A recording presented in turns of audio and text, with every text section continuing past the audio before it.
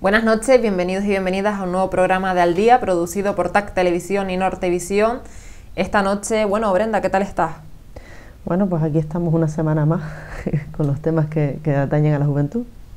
Y hoy en este programa tendremos a Alejandro Betancor, que es experto en oratoria, que además es debatiente y es estudiante graduado en Derecho. Buenas noches, Alejandro. Buenas noches, un placer, como siempre, estar por aquí. Gracias por la invitación y arrancamos el debate. Genial. Bueno, Alejandro, cuéntanos un poco qué es eso de experto en oratoria. Bueno, yo creo que como el debate hoy lo tenemos también dentro del ámbito juvenil, es un poco acercar a los jóvenes y no tan jóvenes el arte de hablar bien en público, ¿no? Y muchas veces aprendemos debatiendo más que en una tertulia de cafetería. ¿Por qué? ¿Cuál es la diferencia? La diferencia del debate es que tú en un tema lo confrontas en base a unos argumentos. Y en el debate siempre intentas llegar a ese punto medio, término medio, de ver qué argumento es más sólido que el de la parte contraria. No entramos en esas tertulias que al final últimamente hemos visto que gana la persona más agresiva, no gana la persona que tenga mayores argumentos. Y esa es pues la parte positiva del debate y una parte que se ha hecho a nivel universitario, que se ha hecho a nivel escolar, y creo que es uno de los grandes hándicaps a día de hoy de nuestra formación, que no se forme a la juventud en el arte de la oratoria. ¿Crees que se está formando a los jóvenes? Tú como presidenta del Consejo de la Juventud de Canarias, ¿crees que realmente se nos está fomentando estas capacidades, este tipo de habilidades? Hombre, se ha intentado, yo creo que con el Plan Bolonia se ha intentado fingir que se le da una utilidad práctica, ¿no? a la preparación de los estudiantes, que se ha visto a lo mejor en otro tipo de carreras o en puntos muy concretos. Pero bueno, teniendo en cuenta que el Plan Bolonia nos dice que la formación práctica es casi tan importante como la teórica, y ya no solo por tener un número de horas cumplidas, sino por un uso real de esa práctica, una habilidad real, pues es un buen instrumento la Liga de Debate, o sea, formarnos en debate para poder darle competencias a los estudiantes que al final lo que intentan es prepararnos para el día a día, prepararnos para enfrentarnos al mundo real, porque claro, ya todos tenemos ese problema de es que no tienes práctica, es que no tienes experiencia. Pues por lo menos que la universidad nos sirva como ese trampolín de conocimientos que no te da experiencia, sino como un trampolín que te prepara para poder enfrentarte realmente a lo que se te va a pedir en el futuro. Genial. Y bueno, Alejandro, te voy a pedir que nos expliques un poco a los espectadores, porque claro, Liga de Debate, pensamos en una competición académica que enfrenta normalmente a dos equipos por una pregunta, pero ¿cuál es el funcionamiento de una liga de debate? Bueno, el funcionamiento es un sistema de competición, dos equipos compuestos por 4 oradores, depende de la liga. La Liga de la Universidad de Las Palmas de Gran Canaria es por 4 oradores. El primer orador pues hace la función de introductor, 2 refutadores centrales que hacen la función de refutadores y un orador que hace una función de conclusor. Cada uno tiene un tiempo determinado, tanto el introductor como el conclusor tienen un discurso cerrado, y los refutadores pues son las personas encargadas de pues mantener la posición del equipo. ¿Cómo comienza la liga? Pues se formula una pregunta por el comité organizador. El comité organizador hace un sorteo previamente al debate, o sea, no significa que los equipos una semana antes o 2 semanas antes conozcan cuál va a ser su postura, si a favor o en contra, y en ese momento del sorteo pues les va a tocar a favor o en contra. Por lo tanto, los equipos van a tener que preparar tanto la postura a favor como la postura en contra, cosa que hace que crezcan personalmente tanto los chicos como las chicas, porque tienen que buscar todos los argumentos. Y muchas veces pasa algo muy curioso, Ada, que llegas con tu perspectiva personal y convicción moral, además de que la respuesta a esa pregunta es un sí rotundo, y al final acabas con una especie de matices o escala de grises que dices, bueno, es que el no tampoco está tan mal. Hay tanto argumentos a favor como en contra, pero como no te pones a investigar realmente y te quedas en esa, como llamo, nebulosa de lo que nos dice la gente, de lo que nos dice la televisión y los medios, pues no vamos más allá. Y yo creo que es la parte bonita de las ligas de debate. Bueno, para mí, la principal es conocer a la gente. Eso es lo mejor. Conocer a la gente, tanto tus compañeros como el resto de equipos, y al final se forma una buena piña, y en casi todas las ligas sacas muy buenos amigos que al final son grandes profesionales en el futuro también. Y después la otra parte es que te abre mente. Yo creo que en un momento tan duro para la libertad de expresión en nuestro país y para personas críticas y valientes, yo creo que es una herramienta muy buena para que los jóvenes seamos críticos, tengamos una opinión propia y podamos expresar esa opinión con elocuencia. Genial. Y tú, porque claro, tú has sido debatiente, has estado en esos equipos participando, pero luego también ahora pues estás en una fase en la que más bien incluso pues formas equipos, estás de jubilado, en la que formas equipos o ayudas a formar, e incluso eres miembro de comités organizadores de ligas de debate. ¿Qué destacarías de cada una de esas etapas? Hombre, la etapa más bonita para mí, lógicamente, es la etapa de orador, ¿no? Sobre todo la primera vez, tu primer debate lo recuerdas con especial cariño, tu primer equipo también lo recuerdas con especial cariño, pero después recuerdas todas las experiencias que has vivido, ¿no? Al final es una montaña rusa de emociones, pero cuando acaba la liga tienes ganas de volver a otra, o sea, otra semana más, y tú también lo sabes, Ada, que has sido compañera de debate mía, y sabes que acabas con un jet lag tremendo de volver a otra liga, a pesar de pasarlo mal durante la semana de ensayo, porque es muchísimo trabajo para poder hacerlo realmente bien. Y ahora en la etapa de formador o organización, pues intento aplicar los conocimientos que he tenido para que los chicos los puedan utilizar en base a mi experiencia, a mis errores, a mis aciertos, e intentar crear cantera y que al final esto no se quede en el olvido, porque creo que es algo que, como bien decía la compañera Brenda, que se debe de impartir más en las propias universidades, que el Plan Bolonia, hay que decirlo, es un fracaso en algunas universidades como la Universidad de Las Palmas de Gran Canaria, y que se debe dar mayor formación extracurricular, no que el propio alumno tenga que ir a demandarla, sino que la propia universidad la fomente. Y en cuanto a las ligas de debate, desde aquí reconocer el trabajo que hace el Consejo Social de la Universidad de Las Palmas de Gran Canaria, tanto en la época de Tristán como la nueva época, y creo que si no fuera por ellos pues no tendríamos esas facilidades que nos da el Consejo Social, porque es el organizador de la liga, no lo organiza la Universidad de Las Palmas de Gran Canaria, y es de agradecer que es la universidad pública con mayor número de ligas gracias a su Consejo Social. Totalmente de acuerdo. Y bueno, Brenda, tú que también fuiste estudiante de la Universidad de Las Palmas de Gran Canaria, yo sé que tú no has participado, pero sí que me hubiera, pues no sé, ¿te hubiese gustado participar? ¿Te llegó algún tipo de información? Me va a tocar a mí echarle ahí los trastos a la universidad, ¿no? Pues sí, yo estudié en una facultad que no es tanta fira. Yo creo que es la media de todas las facultades que somos externas al núcleo universitario. A lo mejor pues la Facultad del Obelisco tiene más conexiones normalmente con lo que sería la universidad central, ¿no? Es el núcleo de la universidad. Y es verdad que siempre se habla de que las ligas de debate tienen un perfil, ¿no? Es que los perfiles son derechos, son económicas, y tira por ese tipo de carreras.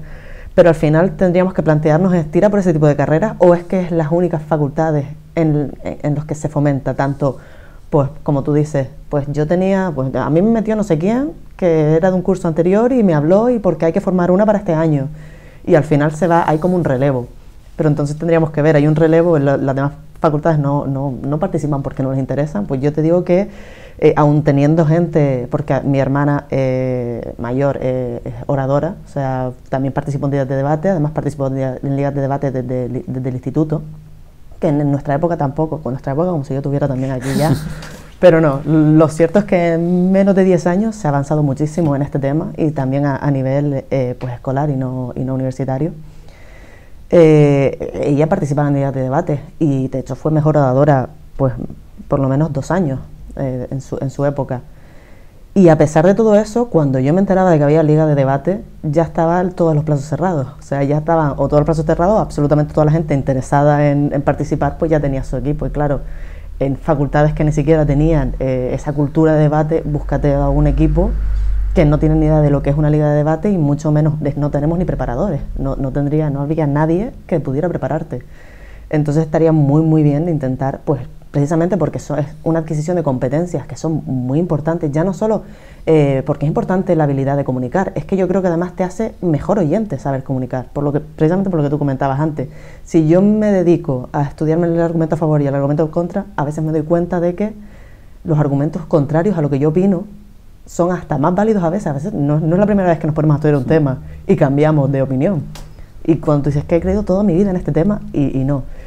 Hay que extender eso al resto de estudiantado y además no solo el resto de estudiantes universitarios, sino habría que pensar en hacer un proyecto ya a mayor escala, que el mayor número de jóvenes puedan aprovecharse de este desarrollo de competencias. La verdad que sí, que de hecho, como bien decía Alejandro, yo recuerdo un equipo que era una pregunta si monarquía o república, y los que eran republicanos del equipo acabaron defendiendo la monarquía y los que eran monárquicos acabaron defendiendo la república, porque muchas veces nos centramos tanto en interiorizar esos argumentos que en un principio nos cuestan más, que al final los acabamos defendiendo de forma más fehaciente incluso. Y lo que yo te quiero preguntar, Alejandro, porque lo que decía Brenda es verdad, en los últimos años parece que ha habido un boom de ligas de debate, que hay mayor cultura. ¿Tú has notado ese boom o crees que no es así? Sí se nota el boom y tengo que darle toda la razón a Brenda, lo que comenta Brenda. Yo creo que uno de los déficits de la sociedad de debate de la Universidad de Las Palmas de Gran Canaria es que falta la presencia de los exdebatientes para ayudar a la cantera. O sea, no se puede olvidar a una persona que sale ya de la universidad porque es egresada y fue debatiente, porque al final ellos han estado en la piel de los que van a venir ahora y los pueden ayudar y decirles, pues mira, el debate se gana por forma, hay que cuadrar bien los tiempos, el reglamento funciona así, vamos a aplicar el reglamento, vamos a ensayar, puedes buscar argumentos por aquí, y eso es lo que falla, porque claro, la universidad abre una inscripción como si fuera un torneo de fútbol o un torneo de algún deporte y tú lees las bases, te inscribes con unos amigos y el primer día vas allí y te quedas, ostras, ¿y ahora qué hacemos? Yo pensaba que esto era aquí, yo salía aquí y hablaba, no, que hay unos turnos, que hay un tiempo, que hay un nombre. Claro, si todo eso no lo sabes, es tiempo perdido. Y a lo mejor estás perdiendo el talento que de verdad tiene ese equipo, que con un poquito de formación y un poquito de ánimo, tendríamos yo creo que una liga brutal y con representación de todas las facultades de la Universidad de Las Palmas. Pero hay que hacer ese ejercicio de intentar traer a todos los debatientes y que ellos hagan cargo a lo mejor de una formación en una facultad, y intenten, que se obliguen a intentar sacar equipos de diferentes facultades, porque al final lo que le interesa a la Universidad de Las Palmas y a cualquier universidad es hacer comunidad universitaria, y es uno de los grandes fallos que tiene también nuestra universidad, por la orografía de Gran Canaria también se puede decir, de tener campus tan separados y tampoco estar en el centro de la ciudad, como va a parecer mal lo que digo ahora, pero como otras universidades que después a los alumnos se van a tomar copas, pues será Laguna, por ejemplo.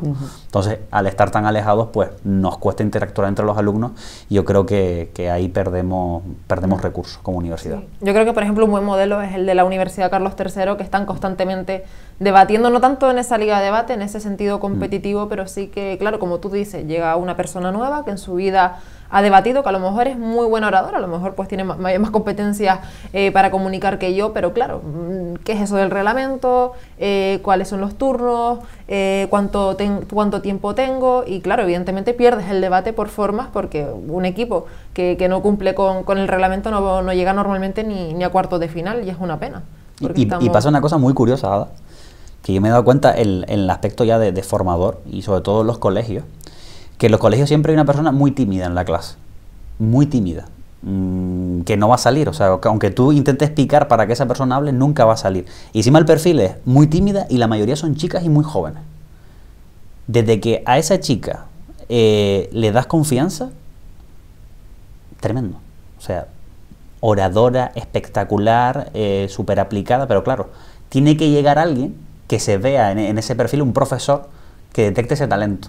Porque muchas veces sí es verdad que te presentan los 2 o 3 que se presentan a todo, por presentarme, por participar, pero no captas a personas que a lo mejor son más retraídas y les cuesta más hablar en público por cualquier cuestión, que dándole un poco de cariño, un poco de mimo y un poco de ánimo dices, pero ¿por qué en tu vida no hablas? Si hablas fantásticamente bien, si tienes grandes ideas. Y eso es otra de las cosas que también tiene que fomentarse en los colegios. Buscar a esas personas y animarlas a hablar y decirles que no pasa nada por hablar en público, de quitarse los miedos. Porque muchas veces vienen intrínsecos en algún caso familiar, en algún caso también puede ser de bullying, etcétera. O pensemos en cosas positivas, puede ser algo positivo también, pero no lo creo. Y esa parte yo creo que es muy bonita cuando se detectan ese tipo de personas con grandes habilidades. Y bueno, Brenda, ¿cómo podríamos llegar a los institutos? Porque es verdad que en la universidad ya, pues bueno, digamos que el camino ya está hecho, pero en los institutos es verdad que en su mayoría son institutos privados, son institutos concertados, pero en los institutos públicos todavía falta mucho, y es siempre voluntad de algún profesor, ¿no? Si no hay un profesor que quiera tirar del carro, no sale adelante. Está claro que como todo, cuando se hace público en lo social, tiene que haber una voluntad política. O sea, porque no es realista que de repente haya un profesor que quiera incitar al resto de profesores a actuar de cierta forma. Y porque además si llegan, no creo que les hicieran demasiado caso, me vas a decir tú que eres mejor profesor que yo, ¿no? Pero sí tiene que haber una intención política, tienen que entender que esto es algo bastante más importante. Es como lo que estabas comentando, hay perfiles muy buenos. ¿Por qué tenemos planes de detección precoz de las matemáticas? porque claro, es una ciencia fantástica y bueno, todos lo entendemos, no se discriminan las matemáticas, pero nos interesa sacar a esos genios, que además suelen ser perfiles masculinos, también retraídos, también, pero no otro tipo de desarrollo de competencias. O sea, ahora estaban también, han habido booms de detección de las artes literarias, por ejemplo, o sea, pero suelen ser a cosas mucho más pequeñas. También podría ser otro campo por el que detectar ese tipo de talentos que se salen de esas normas que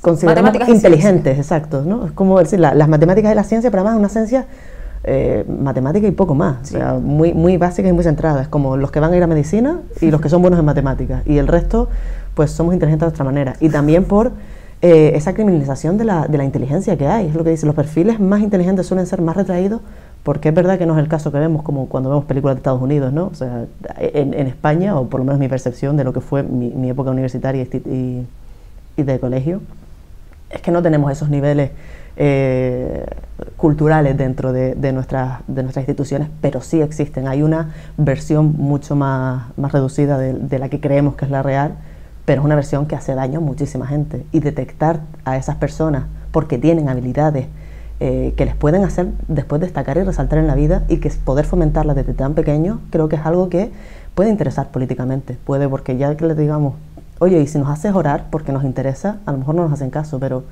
si hay perfiles tan importantes y perfiles que pueden ganar algo muchísimo, o sea, muchísimo de esto, deberíamos sacarlos y además hacer relucir la importancia que tiene crear a estas personas. Y bueno, yo la última pregunta que te voy a hacer para salir ya de lo que viene siendo el contexto de ligas de debate, ¿cuál es tu mejor experiencia en una liga de debate? ¿Cuál dirías tú que...? Es que muchas, tengo muchas. No te sabría decir una. Tengo muchísimas experiencias y puedo estar aquí horas de experiencia. Pero como la mejor, pues... Bueno, si ¿cuál puede ser la mejor? A lo mejor la primera vez de un primer debate...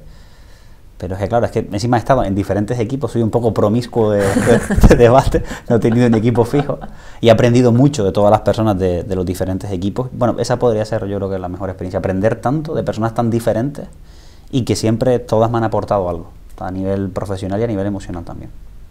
Yo creo que sí, que además yo soy un poco como tú en el sentido de que siempre he tenido diferentes equipos y además he tenido la suerte de...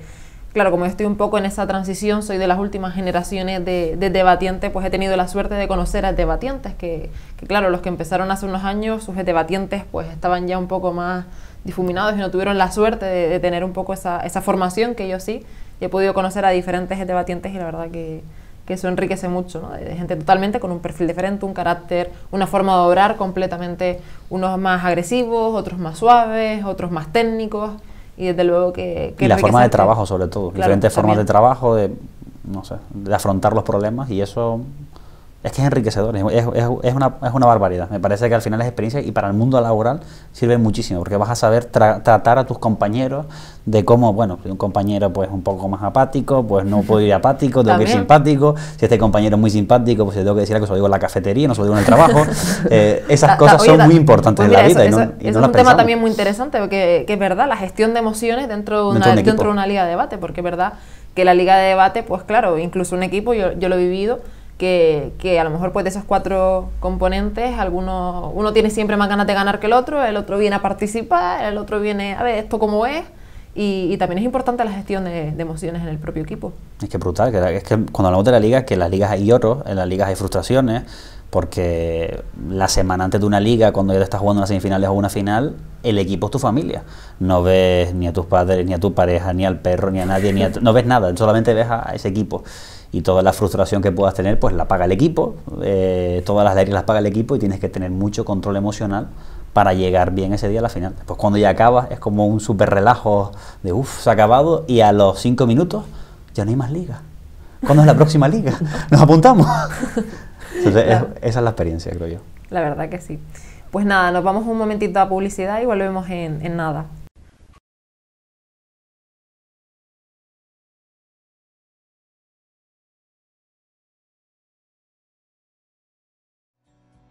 El ahorrador de electricidad Staminal es el único aparato del mercado comprobado que reduce el consumo de electricidad después de haberse instalado en miles de hogares en Canarias.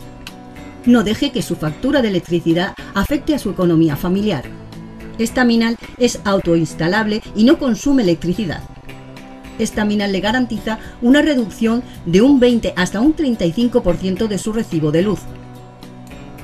Diga basta al excesivo consumo de electricidad y llámenos ya al 928 481 249. Recuerde, puede ahorrar hasta un 35% de su factura de electricidad. Estaminal, la seguridad del ahorro.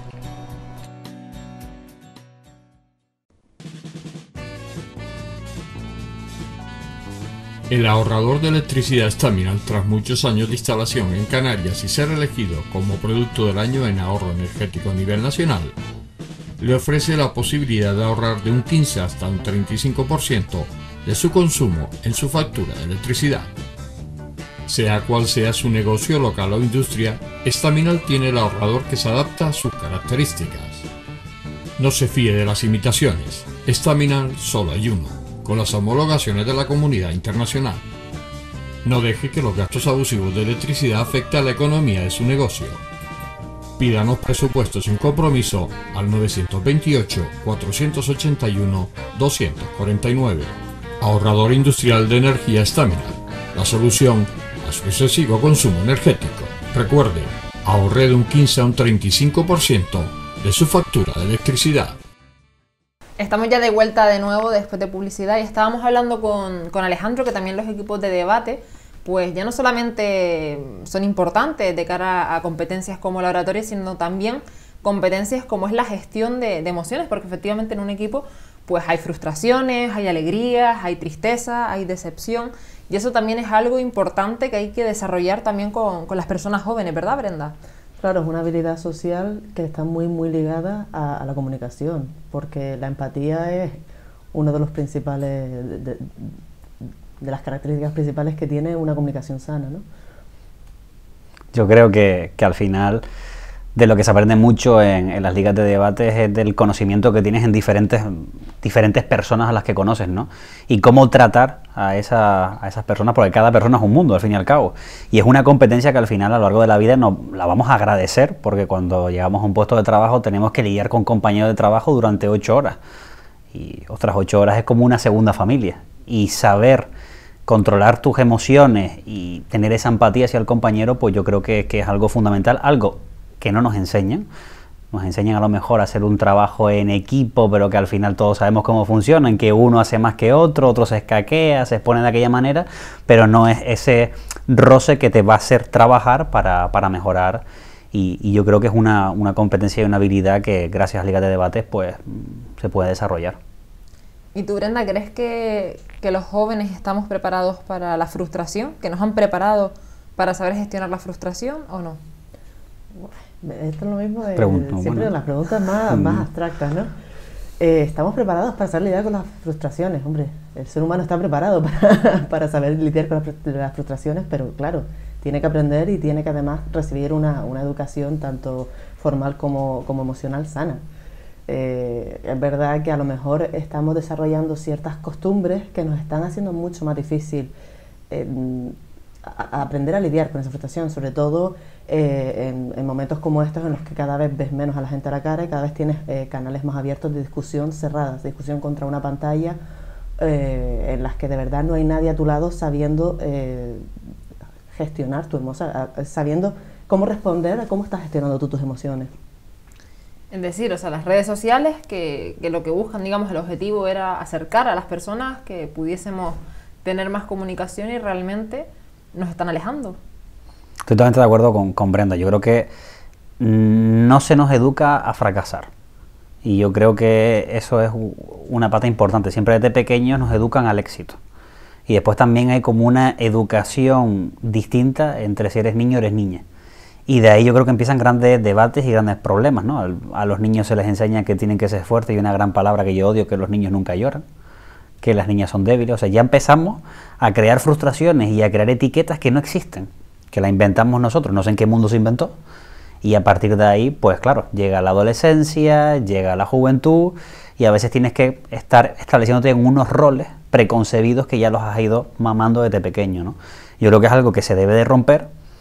y se rompe también, porque al final estamos hablando de oratoria, se rompe muchas veces con ese debate sereno, argumentado, razonado, y es cuando ya te das cuenta, a lo mejor en una edad juvenil, en una edad más madura, de todos esos errores que han cometido a lo mejor nuestros padres, y no nuestros padres, y de la sociedad, inconscientemente, no creo que sea algo consciente, inconscientemente, de que era lo normal, ¿no? Y ahora yo creo que gracias al debate podemos llegar a otras generaciones en las cuales fracasar sea un modelo de éxito, porque al final las personas que más fracasan en la vida son las que más éxito tienen, porque son las que menos tardan en levantarse al día siguiente. Pero claro, si enseñamos que ya fracasar se ha acabado el mundo, esa persona al día siguiente no se va a levantar con ánimo.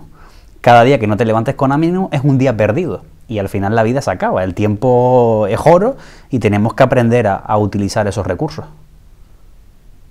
Al final, por ejemplo, los proyectos de emprendimiento son proyectos que para llegar, digamos, que a la clave, llegar a esa meta final, las personas pues tienen que fracasar numerosas veces y cuesta también, ¿no?, aprender, porque es yo diría que incluso un aprendizaje, como bien decía también Alejandro, y en ese sentido, por ejemplo, uno de los grandes debates que hay abierto en nuestro país es la necesidad de una asignatura, o no una asignatura, ¿no?, sino digamos que se imparta esa educación emocional que no recibimos durante la etapa educativa. ¿Tú qué opinas? ¿O qué opinan el consejo? No sé si es algo que han debatido. Claro, la educación emocional es que es un tema muy, muy candente. Además, yo creo que no hay un consenso. Yo creo que está todo el mundo de acuerdo en que hay que recibir una educación correcta y emocional, pero ya entra mucho en ese tema tan conflictivo que es la libertad de la educación de los padres, de elegir la educación de los hijos, y que puede ser pues un arma de doble filo hasta cierto punto también.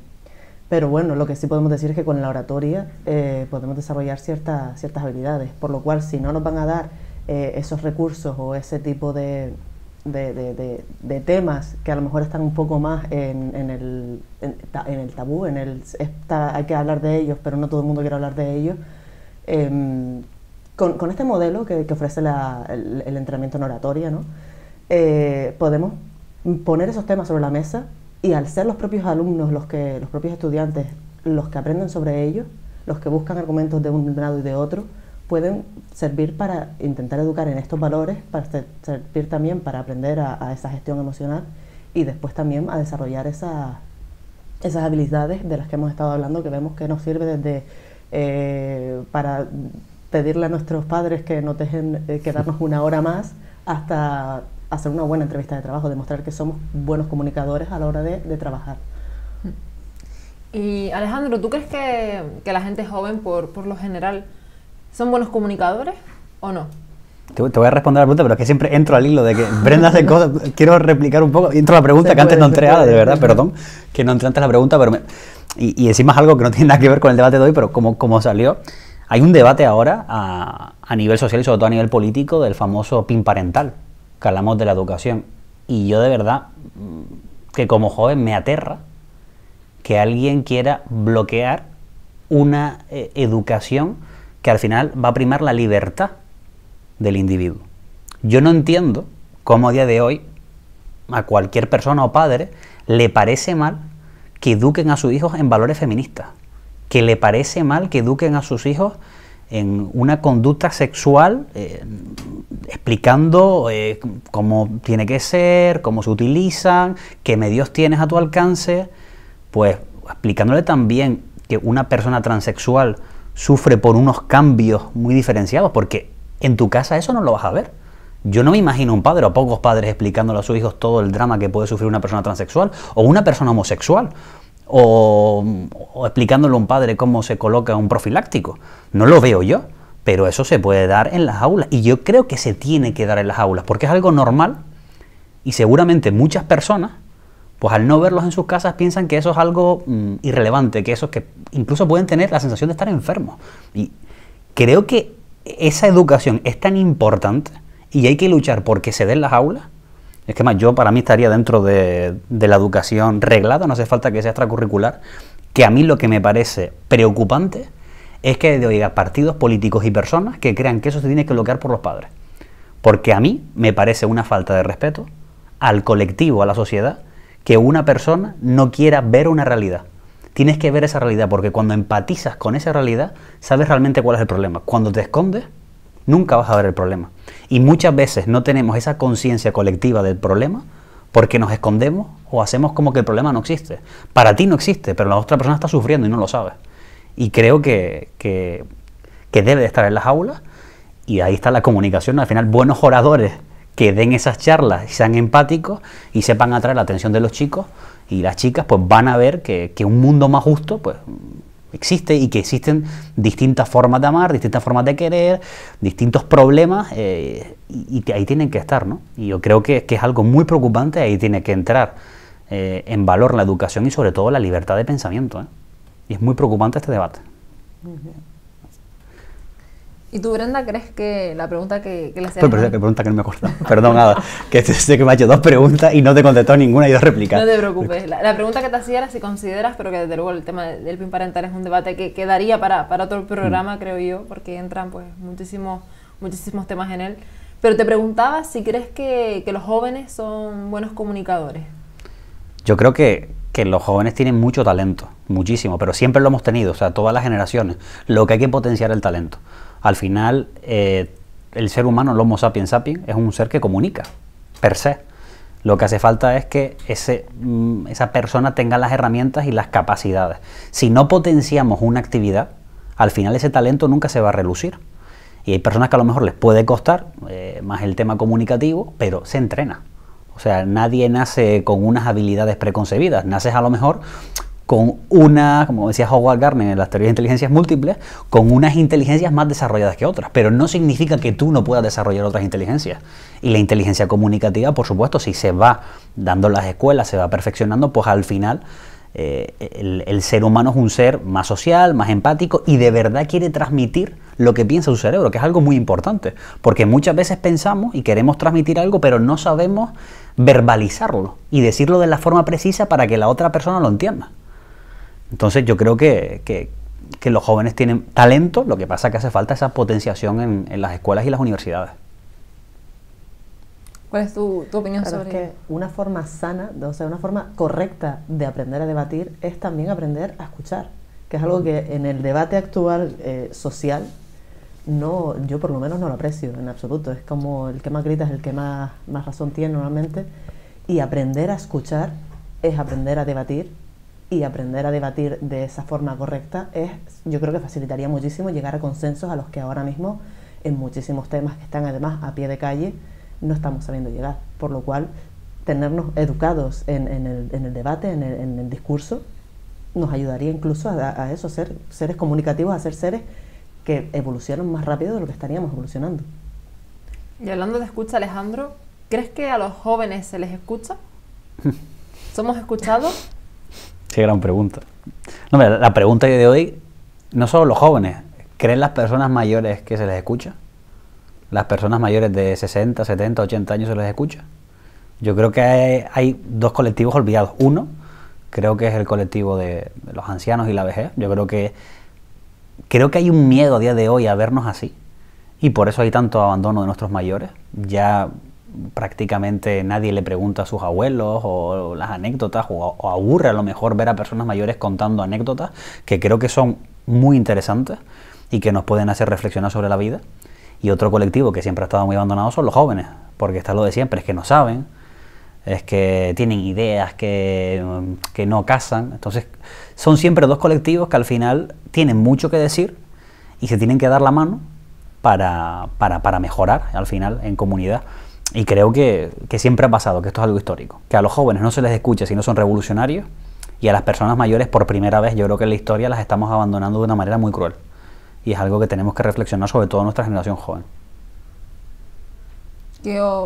Tú como presidenta del Consejo de la Juventud de Canarias, que lo sabrás mejor que nadie dentro de la comunidad autónoma, ¿somos los jóvenes escuchados? ¿Estamos siendo escuchados? ¿Crees que también compartes la opinión también de las personas mayores? Es verdad, no, sí, la opinión de las personas mayores completamente. De hecho, yo además disfruto muchísimo de ir a casa de mi abuela y que me cuente, porque además es de pueblo a pueblo y es muy divertido escuchar sus anécdotas. Pero sí es verdad que además cada vez trabajamos más, cada vez relegamos los cuidados hasta terceras personas y no tenemos tiempo, o el tiempo que tenemos pues somos hasta cierto punto egoístas, que también hay que decir eso con pinzas, porque después ya hablamos en el tema de los cuidados, entramos en el tema de quién está educado para dar cuidados y sentirse culpable por no darlo, pero sí es verdad que ahora mismo es más cómodo decir que mi vida es demasiado ocupada y no pensar en estas personas que además tienen un espacio. Y no solo eso, sino que yo creo que además somos los dos grandes colectivos que no tenemos una gran fuerza defensora detrás. Ese es el verdadero problema. El verdadero problema es que si queremos que las mujeres trabajen, hay que defender a las madres. El gran problema es que los hombres llevan trabajando toda la vida, desde que les pongas trabas a cualquier cosa, va a haber un gran colectivo detrás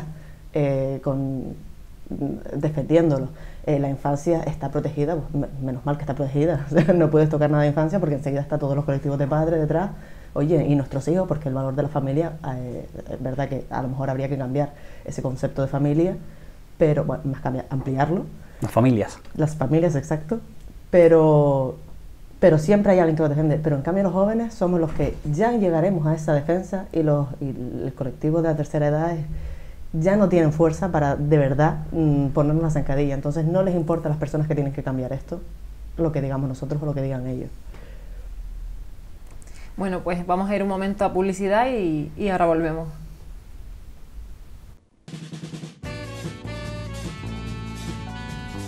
El ahorrador de electricidad Staminal, tras muchos años de instalación en Canarias y ser elegido como producto del año en ahorro energético a nivel nacional, le ofrece la posibilidad de ahorrar de un 15 hasta un 35% de su consumo en su factura de electricidad. Sea cual sea su negocio local o industria, Staminal tiene el ahorrador que se adapta a sus características. No se fíe de las imitaciones, Staminal solo hay uno, con las homologaciones de la comunidad internacional. No deje que los gastos abusivos de electricidad afecten a la economía de su negocio. Pídanos presupuestos sin compromiso al 928-481-249.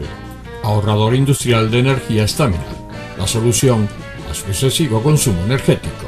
Recuerde, ahorre de un 15 a un 35% de su factura de electricidad.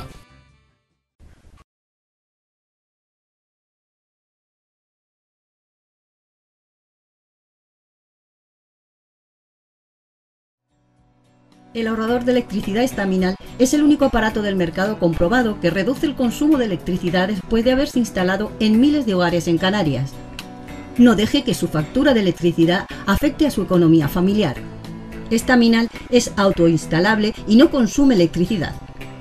Staminal le garantiza una reducción de un 20 hasta un 35% de su recibo de luz. Diga basta al excesivo consumo de electricidad y llámenos ya al 928-481-249. Recuerde, puede ahorrar hasta un 35% de su factura de electricidad. Staminal, la seguridad del ahorro. Estábamos hablando de que los jóvenes y las personas mayores eran quizás las que estaban más indefensas porque no tenían, digamos, que un grupo de apoyo quizás que estuviese detrás, pues arropándoles y ayudándoles.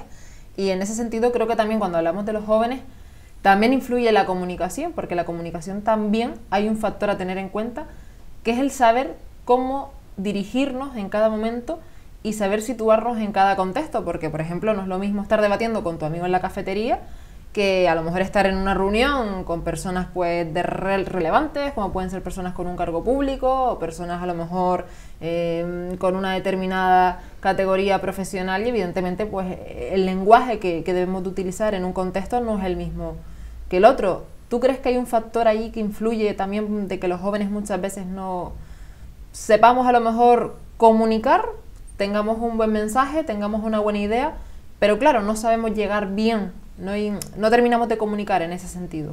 A ver, yo creo que el problema que tenemos es que los referentes son de dudosa calidad, ¿no?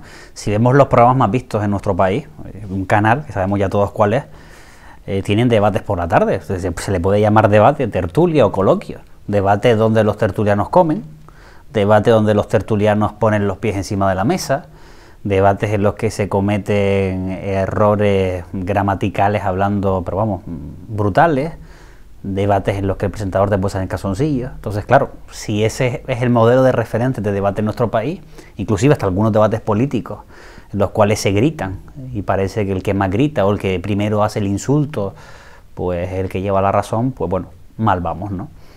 Yo creo que tenemos que volver, y esto ya es una crítica a las televisiones, a aquellos debates que los he visto yo por YouTube, de los años 90 en televisión española. Habían debates de Sánchez Dragó, de grandes profesionales, mundo filosófico, mundo político, realmente atractivo, en el cual pues se utilizaba un buen lenguaje, se hablaba de la propia historia de nuestro país, y eran debates de empaque que hoy en día no los tenemos. Hoy en día tenemos debates de show y pan y circo. Yo creo que los jóvenes, claro, lógicamente, ven la tele cada vez menos, ¿verdad? Pero bueno, cuando ponen la tele, dicen, ostras, pues si esta es la manera de hablar, pues yo voy a hablar así, y hablo en casa así.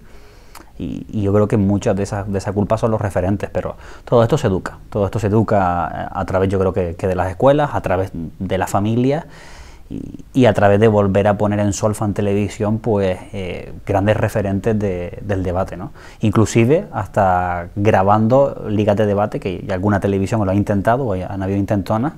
Yo creo que es algo positivo, ¿no? Pero claro, ahí tiene que estar la televisión pública más que la privada, porque al final todo se basa en share, y si no tiene share, pues al final no es atractivo, y no hay publicidad, no hay dinero. ¿Tenemos los jóvenes falta de referentes? Total y completamente. Ya no solo, aparte en todos los temas tenemos mucha falta de referentes, también unos más que otros, ¿no? Pero sí, estoy completamente de acuerdo de que lo que hemos hecho es, hemos convertido la política, o por lo menos la política social, la parte de que se ve al público, la parte de campaña, podríamos decir, ¿no? En una batalla de Twitter, batalla de Instagram, que además, en lugar de dejarla ahí, que bueno, está muy bien, ahí la hemos traído a la tele. O sea, verdad que parece que nuestros referentes ahora, cuando vemos los que nos van a enseñar a hacer política, ¿no? Los que nos están empezando a socializar en política, pero no es verdad que usted hizo aquello, y parece que el que hace el mejor corte es el que gana un debate. Y no, un debate no es un corte, un debate es demostrarte con argumentos que tú no tienes razón.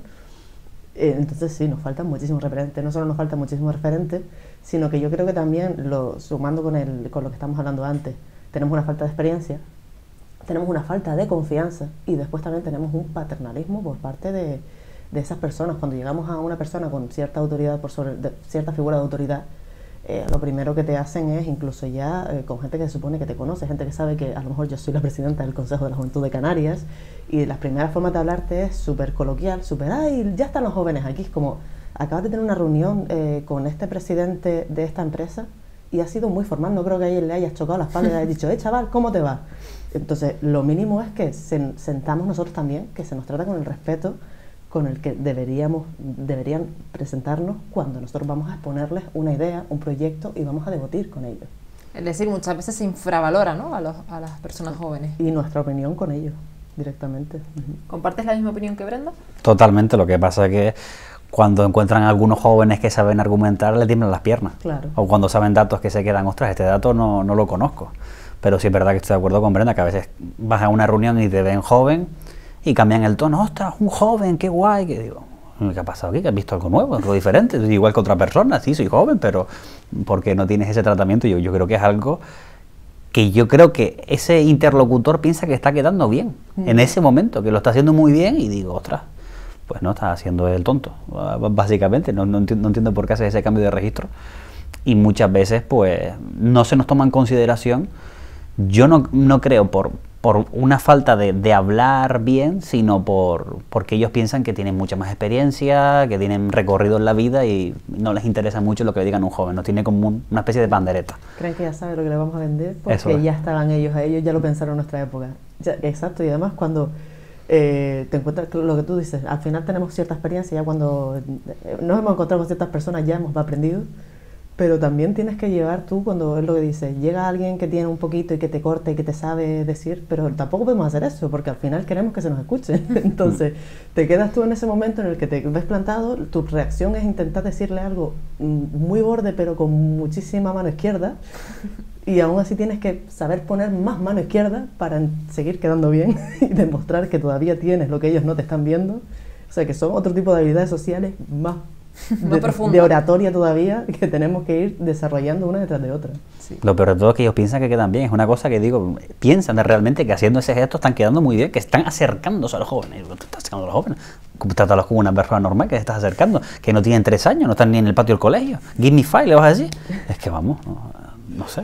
No, y la frase de todos, ahora ya nos estamos metiendo aquí ya en terreno escabroso, ¿no? Pero la frase esa que a mí me encanta es la de, si yo todavía me siento joven, y yo ya no tengo edad de ser joven, pero todavía me siento joven, y yo, te dan ganas de decirle, ya, es que la juventud en realidad se engloba porque tenemos una serie de necesidades y problemáticas sociales, no por la edad. Sí, sí. O sea, como, La juventud pero espiritual bueno, no... que tú no sabes lo que es desde hace 20 años, pero a mí me parece muy bien que te sientas anímicamente joven. Y bueno, Alejandro, sacabas un dato que me parece muy, muy interesante, y es que nos hablabas de esos debates políticos que se producían en la década de los años 90, y a mí me gustaría tener una última reflexión en este programa, y es ¿qué ha pasado en España? ¿Qué ha pasado en España en los últimos 20 años? Que ha habido un retroceso enorme en la sociedad, obviamente también en el mundo de la comunicación, nosotros en la universidad pues lo hemos vivido también. ¿Qué ha ocurrido? ¿Qué ha pasado en estos últimos 20 años? A ver, no sé, creo que es una pregunta muy filosófica, no soy ningún experto, pero yo creo que es una pregunta para los filósofos y los sociólogos, yo creo que es muy interesante. Pero yo recuerdo un libro de Mario Vargas Llosa. Mario Vargas Llosa lo escribiría en el 2005, 2006, y él hablaba de la cultura del espectáculo. Un libro además que recomiendo mucho, un ensayo. Y él ya criticaba lo que él veía venir, y la verdad que ha acertado en todo. Y él veía venir que toda la sociedad tecnológica, esta nueva era, lo que iba a ser era como una especie de telón de circo, y nos iban a engañar y a fabular por algún lado.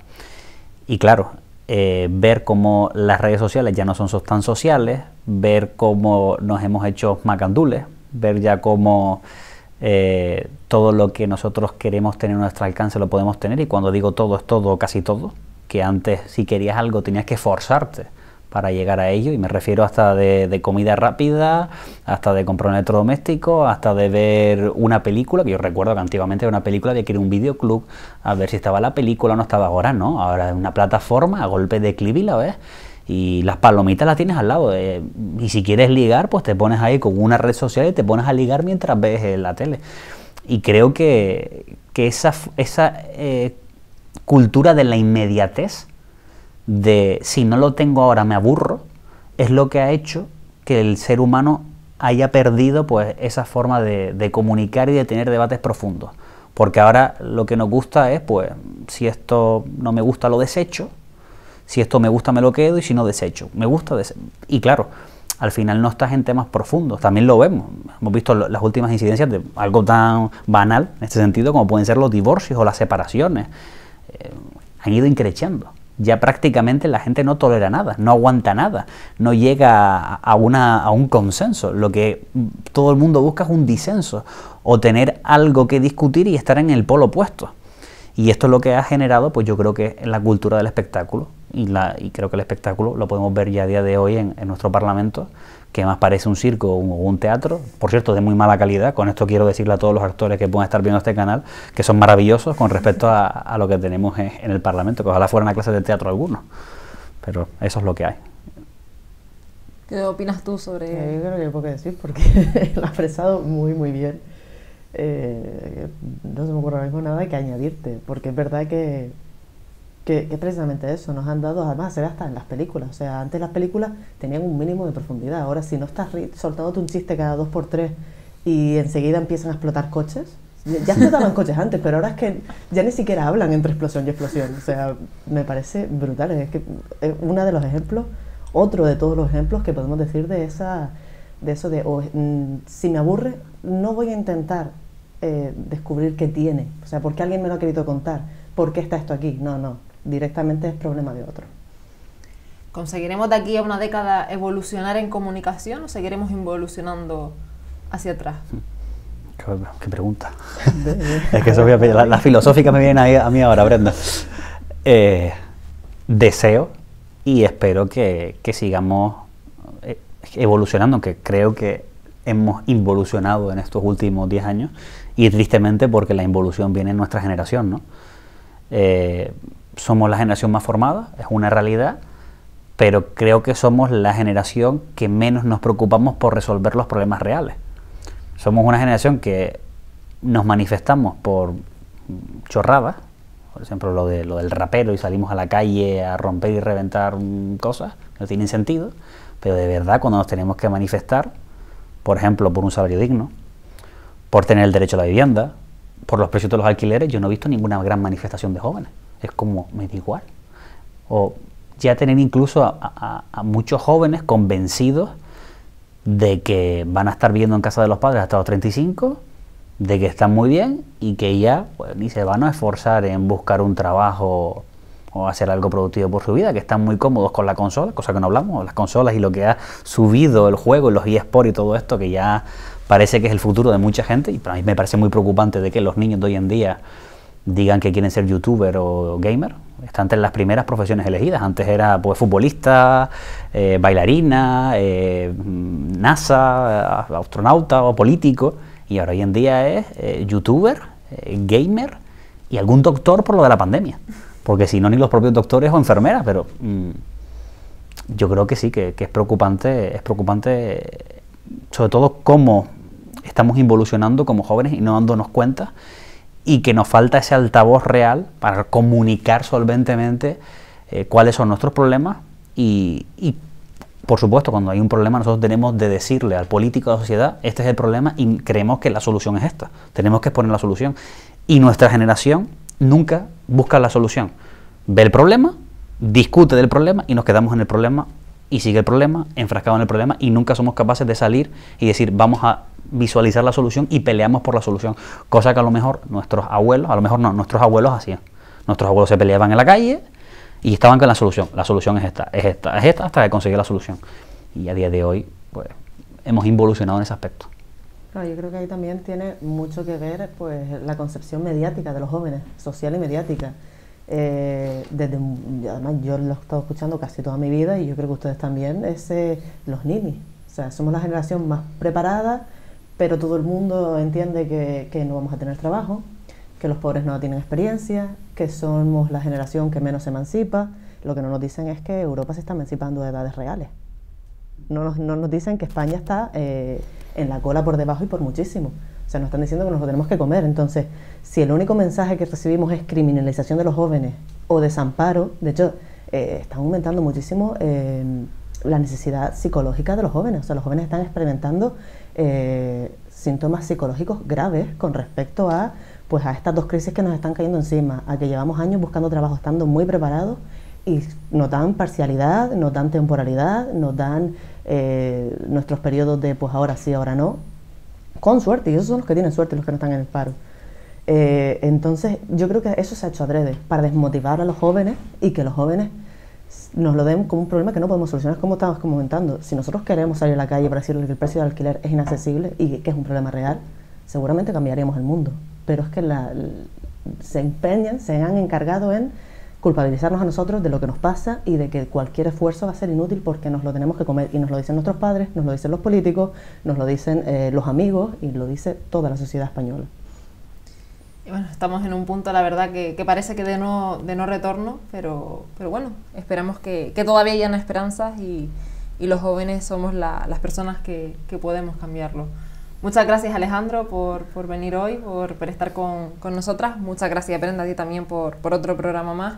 Y muchas gracias, por supuesto, a las personas que nos están viendo hoy. Se acaba el programa de hoy, para la reiteración, y nos vemos en el siguiente.